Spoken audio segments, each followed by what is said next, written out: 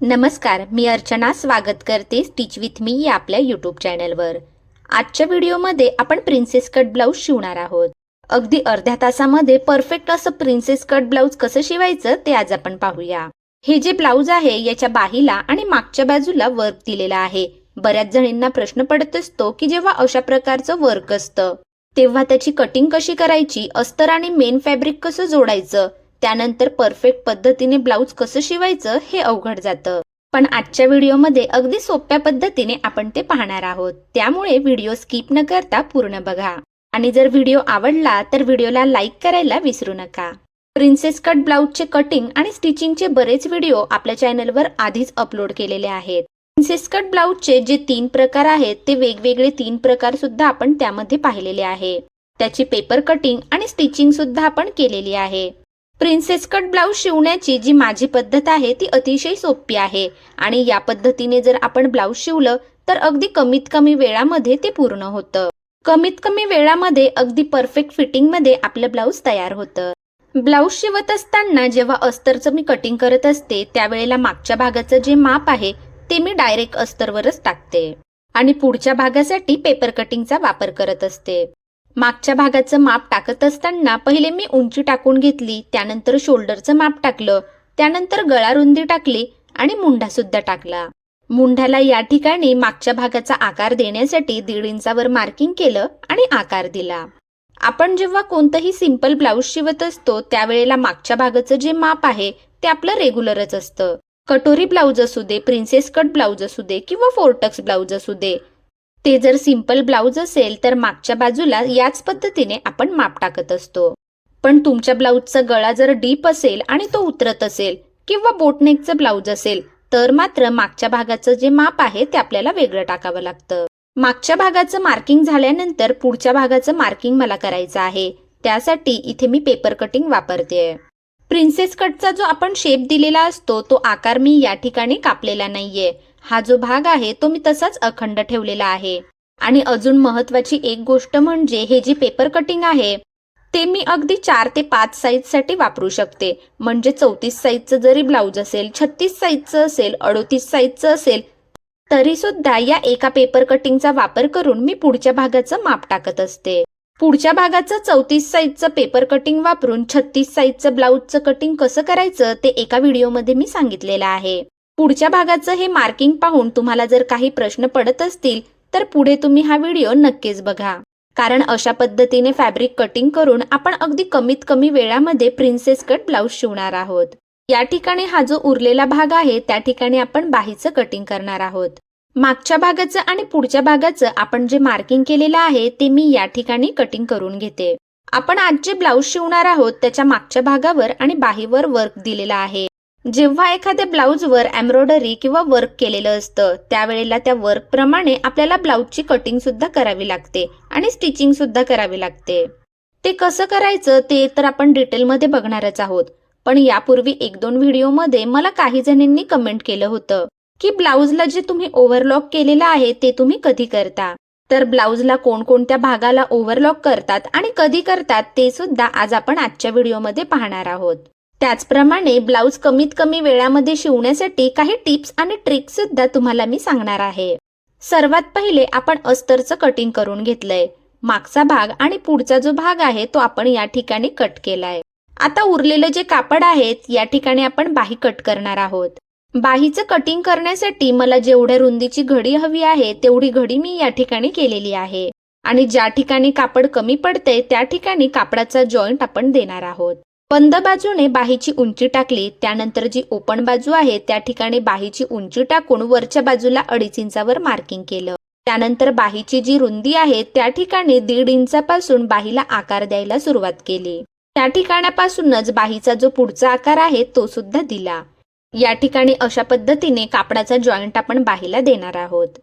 बाही, मागचा भाग आणि पुढचा भाग असं आपलं कटिंग करून झालेलं आहे। आता आपल्याला मेन फॅब्रिक कट करायचं आहे। या ठिकाणी तुम्ही पाहू शकता या मेन फॅब्रिकवर हा असा मागचा भाग दिलेला आहे आणि या मागच्या भागाच्या दोन्ही साईडला अशा पद्धतीने आपल्याला इथे बाहीसाठी सुद्धा डिझाईन दिलेली आहे। या ठिकाणी छोट्या बाहीच्या आकाराची ही डिझाईन आहे। त्यानंतर उरलेला जो अर्धा भाग आहे तो असा प्लेन आहे. यामध्ये आपण ब्लाऊजचा पुढचा भाग तयार करणार आहोत. रेग्युलर ब्लाऊज पीसचं कटिंग करत असताना आपण अस्तर हे मेन फॅब्रिकवर ठेवून लगेच कट करून घेत असतो. पण जेव्हा ब्लाऊजला अशा पद्धतीचं वर्क दिलेलं असतं त्यावेळेला मात्र आपण थोडंसं वेगळी पद्धत वापरणार आहोत. याचा जो मागचा भाग आहे त्याच्या खालच्या बाजूला मी पहिले सेंटरवर मार्किंग करून घेतलं. त्यानंतर हा जो गळ्याचा आकार आहे त्याच्या सुद्धा सेंटरवर मार्किंग केलं. या मागच्या भागावर सेंटरवर अशा पद्धतीने पहिले एक रेष ओढून घ्यायची आहे. या ठिकाणी गळ्याजवळ हे अंतर आणि हे इकडचं अंतर हे दोन्ही सेम आहे की नाही याची खात्री करून घ्यायची आहे. त्यानंतर अस्तरचं आपण जे मागच्या भागाचं कटिंग केलेलं आहे ते बरोबर सेंटरवर सेंटर येईल अशा पद्धतीने या ठिकाणी मी ठेवलं आणि एक टाचणी लावून घेतली. अस्तरचं हे जे कटिंग आपण केलेलं आहे ते अगदी व्यवस्थित सर्व बाजूने सारख्या अंतरावर येईल अशा पद्धतीने पहिले ठेवायचं आहे आणि सर्वीकडे टाचण्या लावून घ्यायच्या आहेत. आपण हे जे ठेवलेलं आहे याचा सेंटरवर सेंटर अगदी बरोबर आलेला आहे आणि या सेंटरच्या रेषेपासून हे अंतर सुद्धा सेम आहे. आता यावर सर्व बाजूने शिलाई मारून आपण हे जोडून घेणार आहोत. नॉर्मल ब्लाऊज शिवत असताना जे मेन फॅब्रिक आहे त्याच्या घडीवर आपण अस्तरच्या कटिंगची घडी ठेवतो आणि पहिले त्याचं कटिंग करून घेतो आणि नंतर ते जोडत असतो. पण जेव्हा अशा पद्धतीने एम्ब्रॉयडरीचं वर्क असतं किंवा इतर वर्क असतं त्यावेळेला मात्र अशा पद्धतीने सेंटरवर पहिले अस्तरचं जे कटिंग आहे ते व्यवस्थित ठेवून घ्यायचं आहे आणि त्यावर शिलाई मारायची आहे. म्हणजे त्याच्यावरचं जे वर्क आहे ते बरोबर सेंटरवर येईल. या ब्लाऊजची बाही उंची जी आहे ती छोटी आहे त्यामुळे ब्लाऊजचं कटिंग करताना कोणता प्रॉब्लेम येणार नाहीये.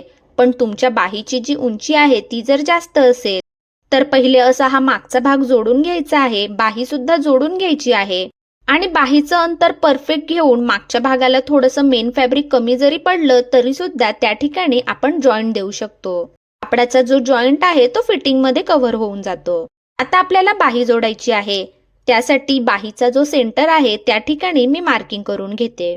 वर्कची ही जी डिझाईन आहे त्या डिझाईन पासून अर्धा इंचावर या ठिकाणी मी मार्किंग करतेय. म्हणजे जेव्हा आपण यावर शिलाई मारत असू त्यावेळेला एका लाईन मध्येही मारता येईल. तुम्हाला जर अगदी तंतोतंत ही डिझाईन हवी असेल तर थोडंसं कमी जरी घेतलं तुम्ही तरी सुद्धा चालेल किंवा खालच्या बाजूने तुम्हाला जर थोडंसं प्लेन हवं असेल तर या ठिकाणी तुम्ही पाऊण इंचापर्यंत घेतलं तरी सुद्धा चालेल. याच्यावर ही जी डिझाईन आहे ती थोडीशी गोलाकार आहे त्यामुळे खालच्या बाजूने इथे मी अर्धा इंच घेतलेला आहे अंतर. अस्तरची जी आपण बाही कटिंग केलेली आहे त्याचा जो सेंटर आहे त्याच्यावर मी पहिले मार्क केलं. मेन फॅब्रिकच्या सेंटरवर सेंटर ठेवून खालच्या बाजूने आपण जे अर्धा इंचावर मार्क केलेलं होतं त्या मार्किंग पासून सर्वीकडे सारख्या अंतरावर येईल अशा पद्धतीने ती बाही ठेवली आणि त्यानंतर शिलाई मारली. शिलाई मारल्यानंतर डिझाईन सर्वीकडे सारखी आहे की नाही ते सुद्धा चेक केलंय आणि त्यानंतर जे उरलेलं कापड आहे खालचं ते कट करून घेतलं. या ठिकाणी हवं तर तुम्ही दाबटीप सुद्धा देऊन घेऊ शकता किंवा अशा पद्धतीने डायरेक्ट याच्यावर वरच्या बाजूने फोल्ड करून शिलाई सुद्धा मारू शकता. आपण याला मागचा भाग जोडून घेतलेला आहे परंतु मागचा भाग जोडल्यानंतर त्याचं कटिंग मी अजूनही केलेलं नाहीये. कारण एखाद्या वेळेला काय होतं जर बाहीची उंची जास्त असेल तर मात्र वरच्या भागामध्ये आपल्याला बाहीला कापड कमी पडतं. बाहीच्या वरच्या भागामध्ये जर कापड कमी पडलं आणि जॉईंट द्यावा लागला तर ते व्यवस्थित दिसत नाही. मागच्या भागाचा जो फिटिंग कडचा भाग आहे त्या ठिकाणी जर कापडाला आपण जॉईंट जरी दिला तरी सुद्धा तो चालतो. बाहीला आपण जेव्हा खालच्या भागामध्ये अशा पद्धतीने टीप मारत असतो त्यावेळेला ते पहिले व्यवस्थित असं सारखं करून घ्यायचं आहे. त्याच्यावर हात फिरवायचा आहे आणि त्यानंतरच त्यावर शिलाई मारायची आहे. म्हणजे या ठिकाणची जी फिनिशिंग आहे ती अगदी छान येते. दोन्ही बाया खालच्या बाजूने जोडून झाल्यानंतर याचे जे उर्वरित 3 भाग आहे त्यावर सुद्धा आपल्याला शिलाई मारून घ्यायची आहे आणि ते जोडून घ्यायचे आहेत. आपण जेव्हा अस्तर आणि मेन फॅब्रिक जोडत असतो त्यावेळेला ते जोडत असताना त्यामध्ये फुगा पडणार नाही, वळी पडणार नाही याची काळजी घ्यायची आहे. शिलाई मारत असताना थोड्या थोड्या अंतरावर असा व्यवस्थित हात फिरवून घ्यायचा आहे आणि नंतर पुढची शिलाई मारायची आहे. तर अशा पद्धतीने हे मी जोडून घेतलेलं आहे आणि हे कट करून घेणार आहे. मेन फॅब्रिकचा जो प्लेन भाग आहे या प्लेन भागावर पुढचा भाग मी ठेवून हे जोडून घेणार आहे आणि त्यानंतर सर्व बाजूने कट करून घेणार आहे. अस्तर आणि मेन फॅब्रिकचे सर्व पार्ट जोडल्यानंतर आपण ब्लाऊज शिवणार आहोत. पण त्याआधी हा मागचा भाग आपण पाहूया. त्याच्यावरची ही जी डिझाईन आहे ती अगदी सेंटरवर आणि सर्वीकडे सारखी आलेली आहे. याचा ज्या बाह्या आहेत त्या सुद्धा आपण तयार केलेल्या आहे. बाह्यांची ही जी डिझाईन आहे ती सुद्धा अगदी सेंटरवर आलेली आहे. याच्या दोन्ही साईडला आपण मेन फॅब्रिकचा जॉईंट सुद्धा देऊन घेऊ. ब्लाऊजचा जो पुढचा भाग आहे तो आपण आता तयार करणार आहोत. या ब्लाऊजचं कटिंग करत असताना मी जे पेपर कटिंग वापरलं होतं त्यामध्ये प्रिन्सेस कटचा आकार मी कट केलेला नव्हता, तर तो अखंडच ठेवलेला होता. आपण पेपर कटिंग करत असताना प्रिन्सेस कटचा आकार देत असताना ज्या पद्धतीने पेपरवर आकार देत असतो त्याच पद्धतीने या ठिकाणी मी आकार देणार आहे. तुम्हाला जर अशा पद्धतीने अवघड वाटत असेल तर प्रिन्सेस कटचा जो आकार आहे तो पेपरवर तुम्ही पहिले कट करून घेऊ शकता आणि त्यानंतर त्याचे जे दोन वेगवेगळे पार्ट आहेत ते नंतर जोडून घेऊ शकता. परंतु मला या पद्धतीची सवय लागलेली आहे आणि मला ही पद्धत खूप सोपी वाटते. त्यामुळे प्रिन्सेस कट ब्लाऊज शिवताना त्याचं कटिंग आणि स्टिचिंग मी असं याच पद्धतीने करते. तुम्हाला जर ही पद्धत अवघड वाटत असेल तर पेपर कटिंग असताना हा आकार तुम्ही कट करून घेऊ शकता आणि दोन वेगवेगळ्या पार्ट वेगवेगळे जोडून त्यानंतर ते जोडून घेऊ शकता. प्रिन्सेस कटचा आकार कट केल्यानंतर आपल्याला हे दोन्ही जे पार्ट आहेत ते एकमेकांना जोडून घ्यायचे आहेत. हे जोडत असताना जर तुमच्या कापडाचा एखादा पदर सुटत असेल, कमी जास्त होत असेल, तर हे जोडण्याच्या अगोदर पहिले तुम्ही त्यावर शिलाई मारून घ्या आणि त्यानंतरच हे दोन्ही भाग एकमेकांना जोडा. कारण हे जोडत असताना कापडाची कोणतीही लेअर कमी जास्त व्हायला नको किंवा सुटायला नको याची काळजी घ्यायची आहे. आजच्या व्हिडिओमध्ये आपण प्रिन्सेस कट ब्लाऊजचं कटिंग आणि स्टिचिंग करत आहोत. रेग्युलर ब्लाऊज शिवत असताना ज्या बेसिक गोष्टी आहेत किंवा महत्त्वाच्या छोट्या मोठ्या गोष्टी आहेत त्या मी इतर व्हिडिओमध्ये कव्हर केलेल्या आहेत. प्रत्येक व्हिडिओमध्ये काहीतरी नवीन सांगण्याचा मी प्रयत्न करत असते. आजचा जो व्हिडिओ आहे त्यामध्ये महत्त्वाची गोष्ट आपण पाहिली ती म्हणजे जेव्हा ब्लाऊजला वर्क असतं किंवा एम्ब्रॉयडरी असते त्यावेळेला त्याचं जे कटिंग आहे ते कसं करायचं, मेन फॅब्रिकला अस्तर कसं जोडायचं हे आपण पाहिलं. ज्या वेळेला ब्लाऊजवर एखादी डिझाईन दिलेली असते, वर्क केलेलं असतं, त्यावेळेला सर्व बाजूने ती सारखी कशी येईल ते सुद्धा पाहिलं. आता आजच्या व्हिडिओमध्ये आपण एक अजून महत्त्वाची गोष्ट बघणार आहोत, ती म्हणजे ब्लाऊज शिवत असताना आपल्याला बऱ्याच ठिकाणी ओव्हरलॉक करावं लागतं. आपण जर घरगुतीच ब्लाऊज शिवत असू तर त्याला ओव्हरलॉक करण्याची गरज नाहीये, पण आपण ज्या वेळेला बाहेरचे ब्लाऊज शिवत असतो, कस्टमरचे ब्लाऊज शिवत असतो, त्यावेळेला मात्र आपण जर काही ठिकाणी ब्लाऊजला ओव्हरलॉक करून घेतलं तर मात्र आपल्या ब्लाऊजची जी फिनिशिंग आहे ती छान तयार होते. ज्या ठिकाणी आपण प्रिन्सेस कटचा आकार दिलेला आहे आणि जोडून घेतलेला आहे त्या ठिकाणी मी ओव्हरलॉक करून घेतलेला आहे. प्रत्येक भाग जोडून झाल्यानंतर ज्या ठिकाणी आवश्यक असेल त्या ठिकाणी ओव्हरलॉक करणं गरजेचं असतं. ब्लाऊजला जेव्हा आपण ओव्हरलॉक करतो किंवा एंटरलॉक करतो त्यावेळेला त्या ठिकाणचे जे बाहेर येणारे धागे असतात ते येत नाहीत आणि ब्लाऊजची जी फिनिशिंग आहे ती सुद्धा छान दिसते. ब्लाऊजचा पहिले मी पुढचा भाग तयार करून घेतला, मागचा भाग तयार करून घेतला, त्याचे जे दोन्ही शोल्डर आहेत ते सुद्धा जोडून घेतले. त्यानंतर ब्लाऊजचा जो गळा आहे त्या ठिकाणी आपल्याला गळपट्टी लावायची आहे. गळपट्टी लावण्यासाठी या ठिकाणी मी तिरकस कापडाच्या पट्ट्या कापून घेतल्या, त्या एकमेकांना जोडून घेतल्या आणि गळ्याला ही पट्टी जॉईन करते.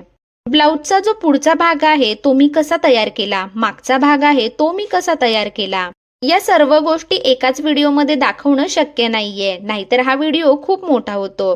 ब्लाऊज कटिंग करत असताना आणि ब्लाऊज शिवत असताना ज्या अगदी छोट्या छोट्या गोष्टी आहेत त्या अशा वेगवेगळ्या व्हिडिओमध्ये मी कव्हर करण्याचा प्रयत्न करत असते. सर्व गोष्टी एकाच व्हिडिओमध्ये सांगणं अवघड जातं किंवा तुम्हाला सुद्धा थोडंसं ओव्हर होतं. आपल्या चॅनलवरच्या प्रत्येक व्हिडिओमध्ये तुम्हाला काहीतरी नवीन गोष्ट शिकायला मिळणार आहे याची 100% मी गॅरंटी देते. पण माझ्या बऱ्याच मैत्रिणी अशा आहेत की व्हिडिओ बघत असताना व्हिडिओ त्या स्किप करतात आणि मग जी महत्त्वाची गोष्ट ऐकायची आहे ती मात्र त्यांची राहून जाते.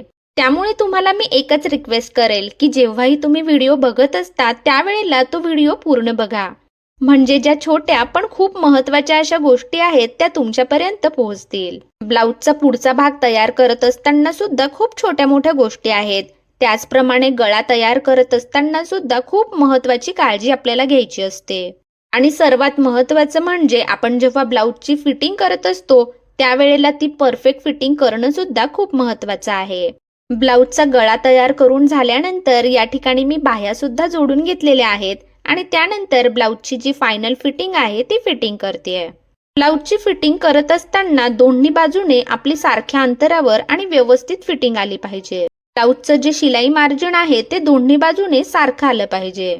सुरुवातीला एक टीप मारून मागचा आणि पुढचा भाग मी पहिले फक्त जोडून घेतला. त्यानंतर फिटिंगचं जे आपलं मार्किंग आहे तिचा चौथा भाग आणि दंड घेर त्याचं मार्किंग केलं आणि त्यानंतर शिलाई मारली. अशा पद्धतीने दोन्ही बाजूने शिलाई मारल्यानंतर कंबर घेर मोजून घेतला आणि फिटिंगची जी फायनल शिलाई आहे ती मारली. दोन्ही बाजूने फिटिंग केल्यानंतर आता या ठिकाणी मी इथे ओव्हरलॉक सुद्धा केलेला आहे. ब्लाउजचा प्रत्येक भाग जोडून झाल्यानंतर त्या ठिकाणी अशा पद्धतीने आपल्याला ओव्हरलॉक करून घ्यायचंय. सुरुवातीला आपण जेव्हा प्रिन्सेस कटचा आकार दिला तो कट केला आणि त्या ठिकाणी दोन्ही पार्ट एकमेकांना जोडून घेतले. त्यानंतर या ठिकाणी लगेच मी ओव्हरलॉक केलं. त्यानंतर ब्लाउजचं शोल्डर जोडलं. या ठिकाणी सुद्धा ओव्हरलॉक तुम्ही करू शकता, पण मी केलेलं नाहीये. त्यानंतर आपण जेव्हा दोन्ही बाह्या जोडल्यानंतर सुद्धा लगेच ओव्हरलॉक करायचं आहे.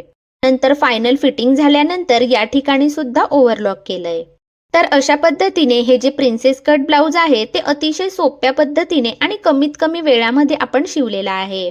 ब्लाउजवर हे जे वर्क दिलेलं आहे ते सर्वीकडे सारखं आणि अगदी व्यवस्थित आलेलं आहे. आजचा व्हिडिओ जर तुम्हाला आवडला असेल तर व्हिडिओला एक लाईक नक्की करा आणि तुम्ही जर चॅनलवर नवीन असाल तर चॅनलला सबस्क्राईब सुद्धा करा. धन्यवाद.